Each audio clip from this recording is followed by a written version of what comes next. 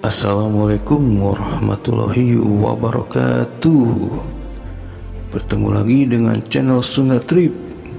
Untuk kesempatan kali ini, tim Sunda Trip akan mengeksplor Jalan Cadas Pangeran bagian bawah.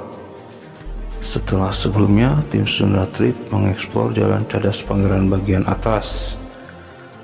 Apakah pembangunan Jalan Cadas Pangeran bagian bawah seperti jalan bagian atas? Ada peristiwa apa saja pada saat pembangunan jalan tersebut? Tonton terus videonya sampai selesai. Sunda Trip aprak-aprakan.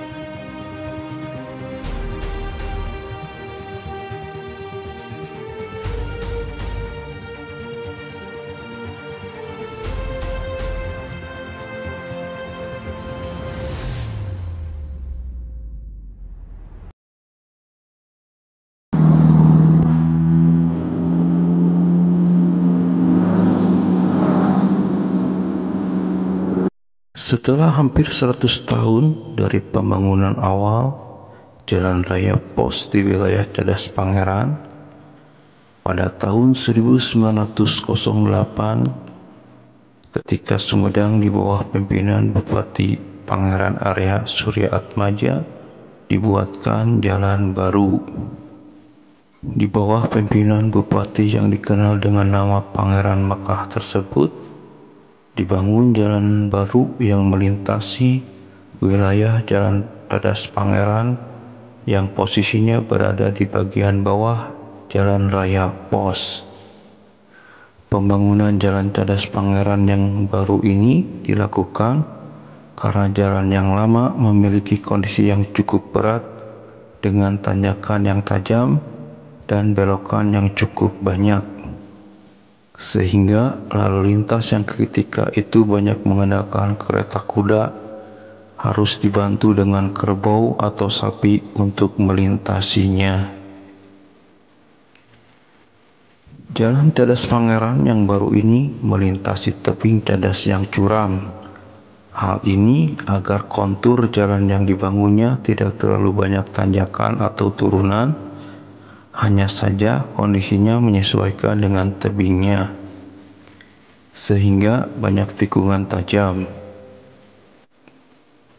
Pada awalnya, atau setidaknya sampai hampir 100 tahun lamanya, Jalan Cadas Pangeran yang bawah ini cukup representatif sebagai jalur lalu lintas, terutama kendaraan mulai dari kereta kuda sampai kendaraan bermotor. Menginjak tahun 1990-an, Jalan Cadas Pangeran bagian bawah ini dianggap sudah tidak mampu lagi menampung lalu lintas kendaraan yang semakin padat, terutama kendaraan besar.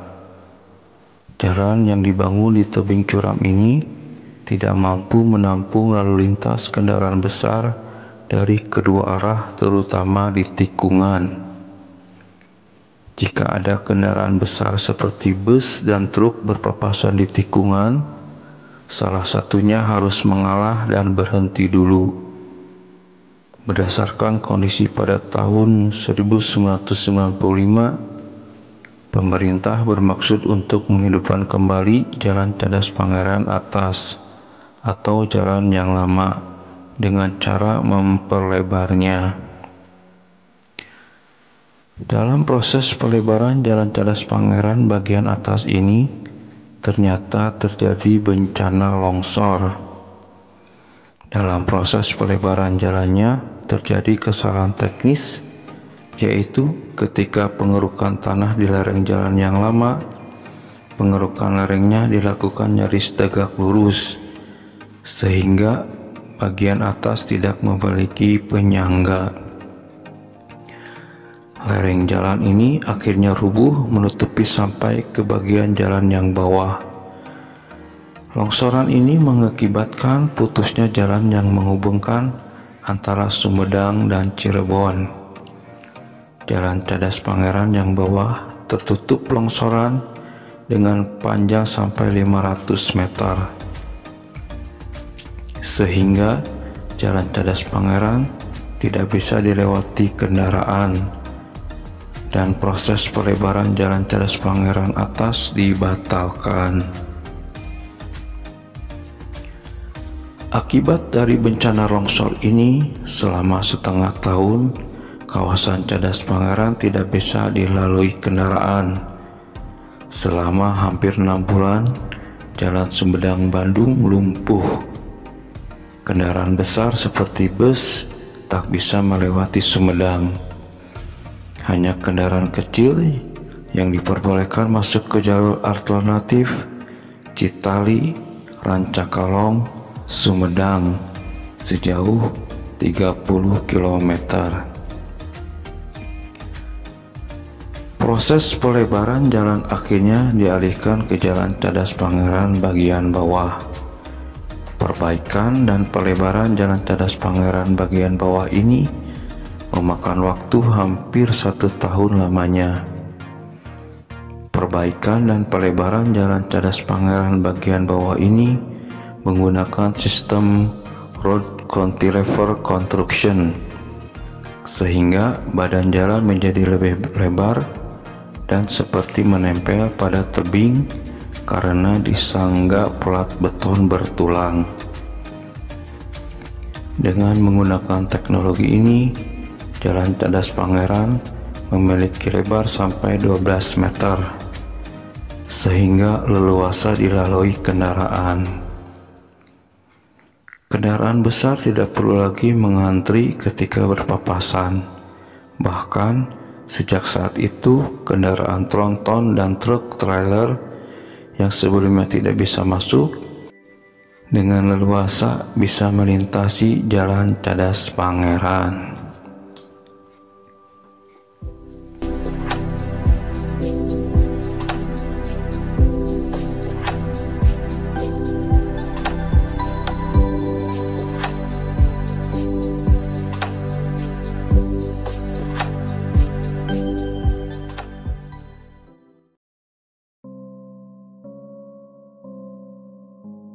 Pengendara yang melintasi jalan berkelok Cadas Pangeran akan disuguhkan pemandangan alam yang indah dan asri. Di satu sisi, Jalan Cadas Pangeran dipandang berbahaya lantaran memiliki tikungan berkelok tajam dan sejumlah tanjakan serta turunan yang curam.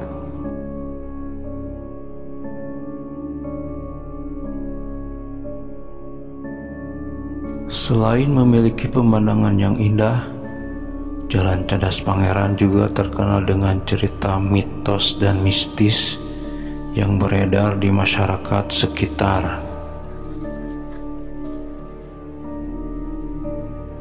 Dulu, ketika kendaraan yang melewati Jalan Cadas Pangeran belum seramai sekarang, ada mitos bahwa pengendara dan warga yang melewati jalan raya tersebut harus menyalakan dan melempar rokok atau koin ke jurang di pinggir jalan. Ini semacam permintaan izin untuk melintasi agar tak diganggu makhluk astral penghuni Jalan Cadas Pangeran. Menurut cerita masyarakat setempat, arwah para pekerja paksa dan korban pembunuhan yang mayatnya dibuang di sekitar Cadas Pangeran serta makhluk halus lain penunggu jalan itu bergentayangan mengganggu para pengguna jalan. Nah, ini teman-teman ya, ini Kampung Ciseda namanya. Kampung Ciseda ini berada di bawah jurang Cadas Pangeran. Jadi konon katanya di sini tuh tempat pembuangan mayat pada zaman dulu pas pembuatan Jalan Cadas Pangeran. Dalam bukunya, Pramudia Anantatur menyebutkan bahwa dalam pembuatan Jalan Cadas Pangeran tersebut telah memakan jumlah korban sebanyak 5.000 orang. Karena warga yang mengerjakan proyek itu bekerja layaknya kerja rodi atau kerja paksa, sehingga banyak ribuan pribumi, khususnya warga Sumedang, tewas karena kelaparan dan terkena penyakit malaria. Karena peristiwa itu membuat Pangeran Cornell marah dengan melakukan aksi heroik, mendatangi Gubernur Jenderal Herman Willem Daendels, melakukan protes karena memperlakukan rakyatnya semena-mena, kejam dan tidak manusiawi. Hingga sampai hari ini, wilayah jalan tersebut masih dinamakan Jalan Cadas Pangeran untuk mengenang keberanian pangeran. Hingga kini, Jalan Cadas Pangeran ini masih difungsikan dan memberikan banyak manfaat bagi masyarakat. Namun, di balik pemandangan yang indah, terdapat kisah pilu dan tragis dari sisa-sisa kolonialisme Belanda di Indonesia.